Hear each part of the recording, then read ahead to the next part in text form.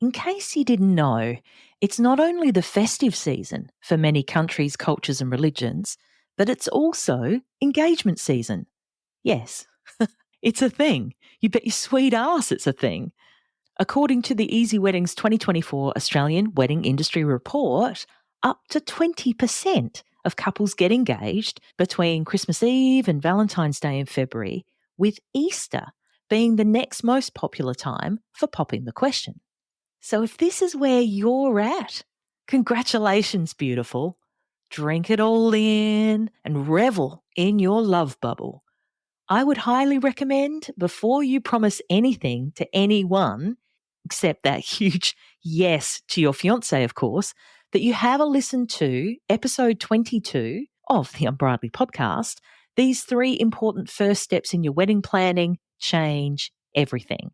It's really a starting point. If you've just become engaged or you're already engaged, these are the 3 steps you really need to work through together before you get caught in the am I invited socially awkward dance over the festive season with family members in particular. But as I'm meeting and chatting with experts in relationships and psychology, and I'm reading more about studies about the financial health of marriages and those that are most likely to go the distance, it seems to me that A, we should have been given the heads up on this stuff in school, and B, this is something that you should be working through, talking through, thinking about well before you get engaged. In this episode, I'm assuming that at some point, pending the right time, place, circumstances, and person coming along, that you want to get married. For some people, it's just not a priority to live together in marriage, and that is totally fine too. One of the wonderful things about this day and age is that for the most part, it's a personal choice, and it's one that you don't have to do unless you really want to. And it's not just the wedding that I'm really talking about here either. It's what couples, I don't want to say should, but think of it more as an opportunity to be thinking about this stuff and talking about this stuff before you get engaged. This might be an episode that you want to listen to when you're driving somewhere on your own or taking a walk or a jog somewhere, and you can let these ideas and concepts float around in your mind for a little bit, unaffected by other people's opinions of them.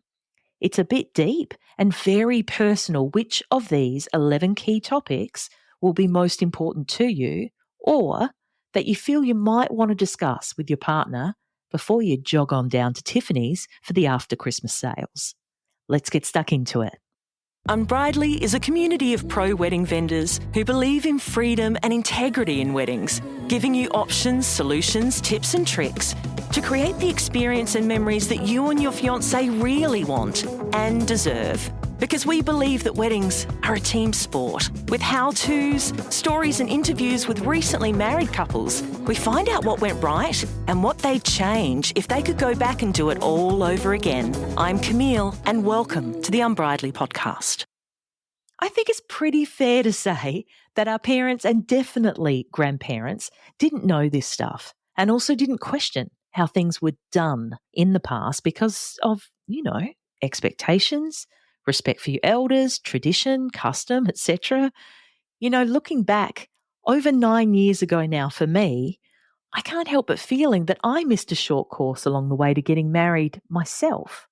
But we have more info, statistics, and expert advice, which is more readily available to us now. So I feel like it's only smart to have a listen to the people who work in relationships, money, and families day in and day out to see if there are any pearls of wisdom that we might be able to use to improve our life. There's no doubt that choosing a life partner has a significant impact on almost every single aspect of what you do forever. Think emotional well-being, your career, study, any other plans for the future, your financial situation, what you do on weekends, who you hang out with, yours and their family relationships, your physical health, your children, if you want any, and how you choose to raise them. Seriously, it's a massive decision to make. And while no one knows what the future holds, and one of the most amazing parts of getting married is that you enter into a contract to stick by each other no matter what. And that's part of the adventure. that you make a pact to work things out, it's still best to go into it with your eyes wide open. Yes? And so I've compiled 11 of some of the most important topics, according to the experts, that you might want to get on the same page with your significant other about if you're looking at building a future with them and hopefully before you get engaged. Also, as you know, I am not a medical professional, relationship or financial expert, and the information I discuss will be just that, information only. It's not specific advice.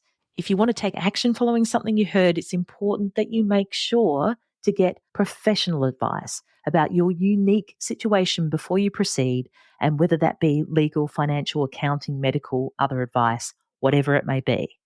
Okay, you ready? So topic number 1 is around your shared values and goals. So before you get engaged, you want to make sure that you and your partner have compatible values and long-term goals, discussing your views on marriage, having kids, your career aspirations, lifestyle preferences, and other significant aspects of life. And quite often, I think, we have these discussions because it's a bit of that dreaming, it's a bit of that forward dreaming that we have when we're lying there together going, love you, yep. What about when? And you have those chats about what you hope for, what the future is going to look like. And so I have great optimism that you've already had a chat with your fiance or your future fiance about your shared values and goals. Topic number 2 is around communication styles. So the thought that it's easier if we can understand each other's communication styles and work on effective ways to exchange thoughts, information, how we're feeling, what's going on. Because, of course, healthy communication is absolutely vital for you to be successful together. And being aware of each other's preferred methods, and I think times as well, can really help you navigate these challenges, all challenges that come your way, more successfully. So for me, there are certain times of the day, for example, when I am not receptive to hearing anything that occupies any significant part of my thought process. The number one time that is worse for me is in the morning. And if you try to get me to think or communicate about anything truly significant in the morning, you'll probably be met with, a bit of fuck off, because it's just, I don't know. I have a slow ramp up into the day, and that is how I work best. That is how I communicate best. And right now, I'm recording this in the afternoon. It's when my brain really starts to tick along. And knowing that of your partner is like, it's essential. You got to know when they're at their best, when they're able to discuss things with you, when they're able to think things through. And knowing those peak times and off peak times is going to help you. Topic number 3, it sounds fancy, conflict resolution, but we're talking about fighting. What happens when you both disagree? When the way you want to go about something is not the way they want to go about something. So understanding each other's conflict resolution styles and trying to find common ground is like, it's huge. It's huge because there are going to be times where you don't agree. And you've got to be able to find a way through them. It doesn't mean that everything is lost. Very rarely, actually. And so knowing how to come back to each other to apologize, to say sorry, to be open to the other person's perspective and finding a middle ground, it really is the mortar that helps hold relationships together. Topic number 4 is around your financial compatibility. Being transparent about your money hang-ups, discussing your attitudes towards money. Do either of you have any debt? Do you have excessive spending or gambling habits? Do you want to even budget, save, pay off debt, buy a house, invest, travel the world? You need to understand what each other considers importantly financially to prevent future conflict and make sure that you're both working towards the same sort of things. if there is a situation where one of you is hiding something that maybe you're embarrassed about with your money, it might be really bad credit score, it might be defaulting on a loan, things like that. It's just going to eat away at the trust. And money has a lot of emotion attached to it. I have been listening to the amazing Victoria Devine on She's on the Money.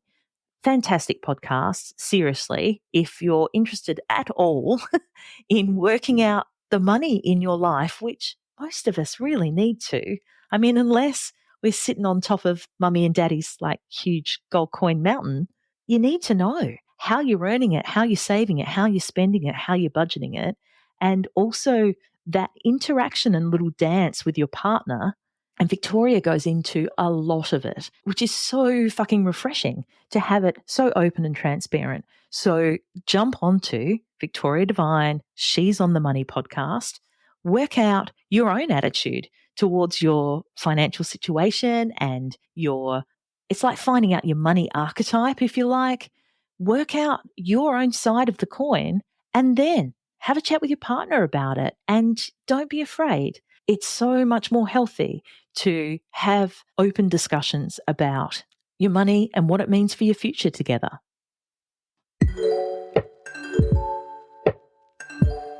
Let's face facts. You've always been the planner and the organizer.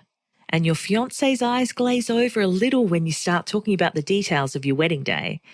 But you really need someone to share this all with, to bounce ideas off, and someone who's not going to ruin the surprises, but also be supportive and maybe even offer a different perspective. So when you're needing to get a second opinion about your bridesmaid, your in-laws, or your first dance song, Unbridely Couples is your safe space. Unbridely hosts a private Facebook community where modern engaged couples can share ideas, chat, and solve problems, and generally just get freaking excited about their wedding. We also have a curated list of experienced wedding vendor professionals in there to offer suggestions and tips, insight into how to get the most out of your big day. But with no unsolicited DMs or pushy sales tactics, it's just not what Unbridely is about. So you can search for the Unbridely Couples group on Facebook or just click on the link in the show notes. I'll see you in there.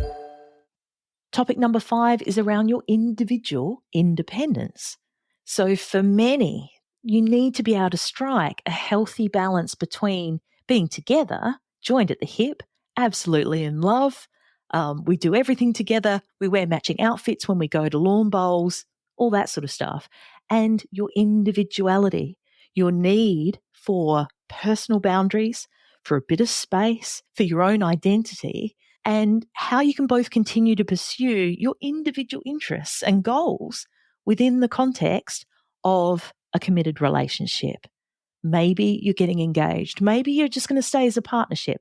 Maybe marriage, isn't the end goal there, but you still need to work out this to and fro, this balance, and hopefully a bit of equality there that both of you get that opportunity to pursue your own individual needs, your hobbies, what you want to do, where you want to go. Maybe not everything has to be done together, and maybe that's healthy. Topic number 6 is around emotional support. Knowing that you and your partner are emotionally supportive of each other, nurturing each other as you go, helping each other along the way, can help get you through the challenging times and also make the good times even better. Seriously applauding and being proud of your partner, celebrating their success is one of the most gratifying parts of being in a committed relationship. So how does your partner like to be supported? Is it a quiet little dinner after something that's happened at their work? Maybe they just want that quiet chink of a drink with you at home, big hugs, and go to bed for sexy time. Or they might go, no, I'd really love for you to be up with me working through the draft of this particular assignment. The emotional support that you both need from each other And what you want to give to each other is something that you have to negotiate over time because it's sure to change as well. Topic number 7 you want to be across is your family dynamics. I first came across Dr. Nicole LaPera, who is a clinical psychologist in private practice. She's the founder of the holisticspsychologist.com. I came across her stuff through Lewis Howe's Instagram page when she offered advice on a carousel post about the 7 patterns she's noticed of couples who, inverted commas, make it. And the very first, picture on that slide, on that carousel, was one about boundaries with your families. And I went, hello, let's have a look here. It said, those couples who make it, they put their relationship first and had clear boundaries with family. They didn't vent to them about issues or make decisions based on what their families wanted. They did what was best for their partnership together. And I see this a lot with the couples I meet who I'm getting married as a celebrant. Understanding each other's family backgrounds and the dynamics between everyone is essential. And discussing your expectations around the family involvement, especially over Christmas time, around New Year, around Hanukkah, around Chinese New Year. What are your family's traditions? What do they expect? How much involvement does there need to be? Do you need to travel to be with them? Or will they be completely and utterly heartbroken and want to cut you off if you don't? What are the traditions in your families? What are the potential challenges? So the awareness of each other's family history can really help in navigating future family-related decisions.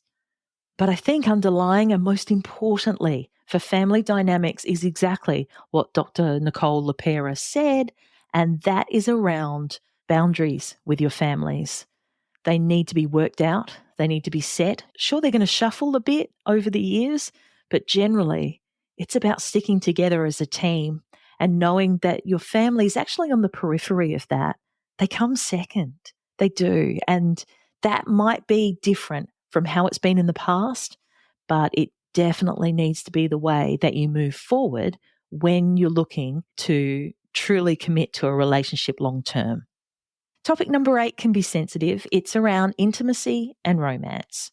Talking about your expectations and desires when it comes to, yes, your sex life, intimacy, romance, monogamy.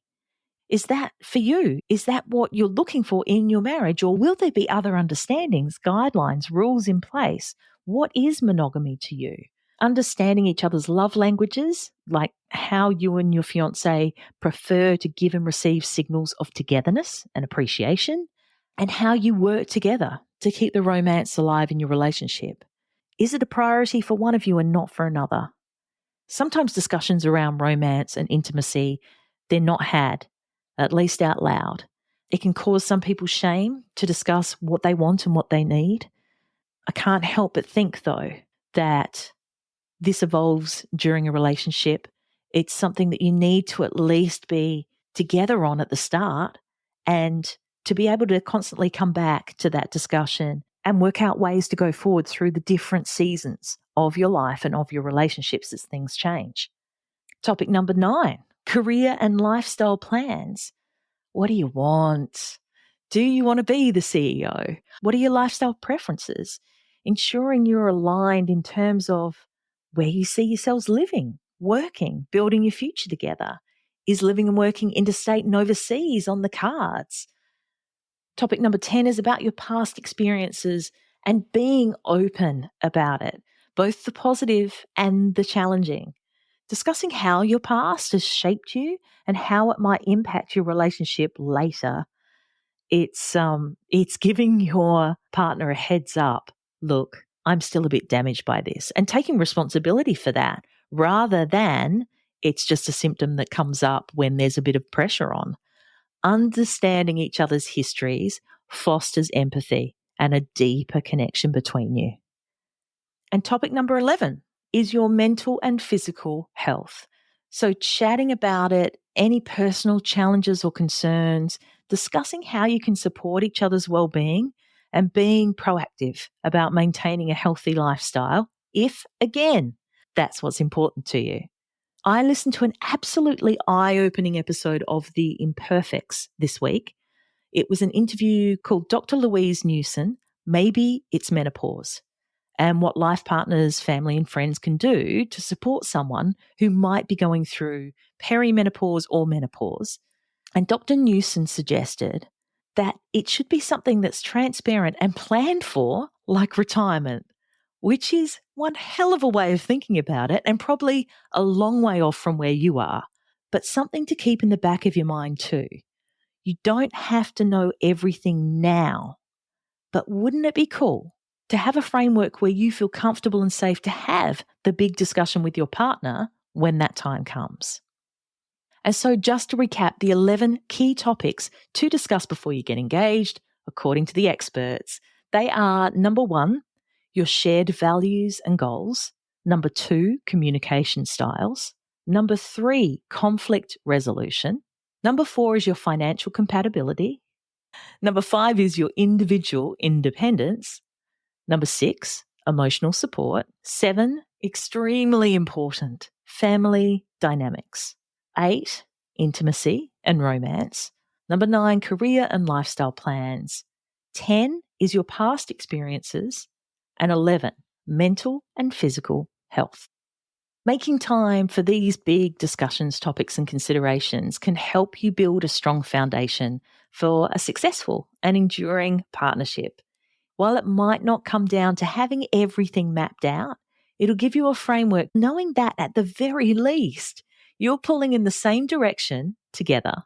It can allow you to enter into your engagement and hopefully your marriage with a really clear understanding of each other's expectations and a shared vision for the future. I'd love to know your thoughts on these 11 key points, and you can DM me on Instagram at Unbridely or send me a 90-second audio message via SpeakPipe. The link is in the show notes, and I'd love to wish you a very happy festive season and a spectacular new year. Chat with you again when I come back with a brand new episode on Tuesday, the 16th of January, 2024. That about wraps it up for this episode of the Unbridely podcast. For the links and resources we mentioned, please head to the show notes. And if you love the show, please review and subscribe on the podcast platform you're on now so you don't miss out on a single episode. Thanks so much for listening. And remember, weddings are a team sport. Catch you soon.